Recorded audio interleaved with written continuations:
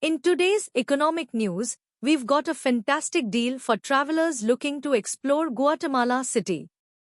JetBlue Airlines has announced a sale on flights from Fort Lauderdale to Guatemala City, with a basic economy fare starting at $178 and a regular economy fare at $268 for a round trip, all taxes included.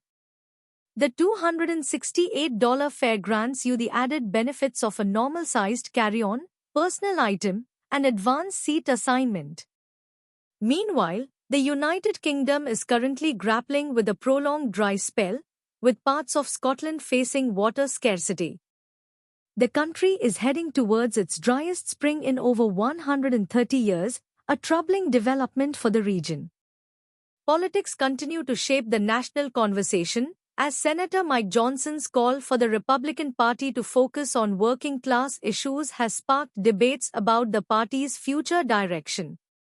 Senator Josh Hawley, in a recent article in the New York Times, urged the party not to prioritize corporate giveaways over the safety net, but the debate continues.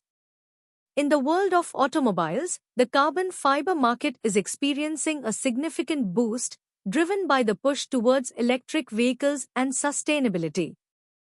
The automotive industry's long-standing commitment to innovation has been amplified by carbon fiber, which offers a balance of performance, safety, and environmental friendliness. Lastly, Nobel Prize-winning economist Paul Krugman believes that Canada has some strategic advantages in the ongoing tariff war with the United States. The intricacies of this argument are worth delving into for a deeper understanding of the global trade landscape. That's all for today's roundup of the day's top economic and stock market news. Stay tuned for more updates as we continue to bring you the latest breaking news and expert analysis on the global economy. Thank you for watching, and we'll see you next time.